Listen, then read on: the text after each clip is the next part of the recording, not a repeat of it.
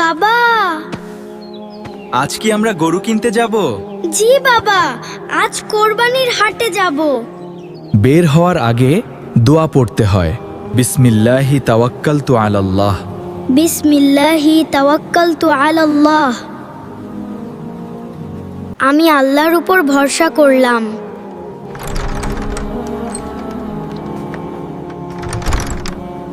আরহাম, তুমি কি জানো বাবা, কোরবানি কেন করা হয়?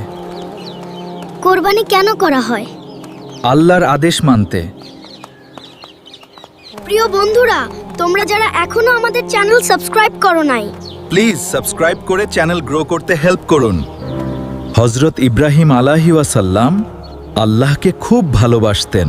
হ্যাঁ, তাই কোরবানি করা হয়। আরহাম, তোমার কথাটা শুনে ভালো লাগলো। ওয়াও, কত গরু! আজ আমরা সুন্দর গরু কিনব। এই গরুটা খুব শান্ত। মাশাআল্লাহ, সুন্দর তো। আমি এর নাম রাখবো নূর। খুব সুন্দর নাম।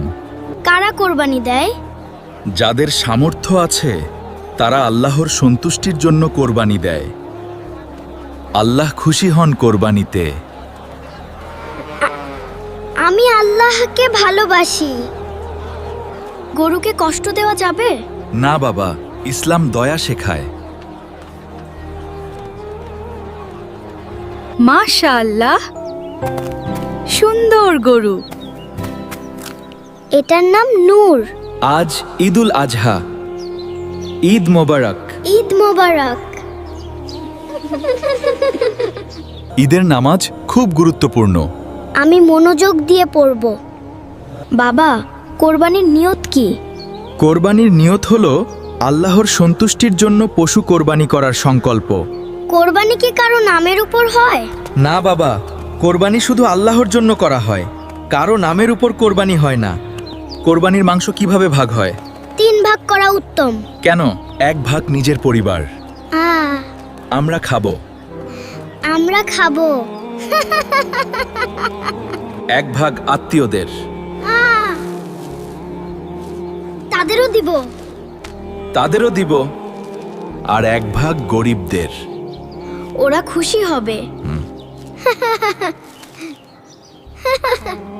চলো গরিবদের দেই। এটাই ইসলামের সৌন্দর্য। তাহো, ধন্যবাদ ভাইয়া। আল্লাহর জন্য দিলাম। গরিবকে সাহায্য করা সওয়াব। আমি সব সময় সাহায্য করব। আজ সবাই খুশি। কোরবানি খুব সুন্দর। হ্যাঁ, আজ আমি অনেক কিছু শিখলাম। আলহামদুলিল্লাহ। কোরবানি মানে ত্যাগ শেখা। আমি ভালো মুসলিম হব। ঈদ মোবারক। আল্লাহ সবাইকে ভালো রাখুন।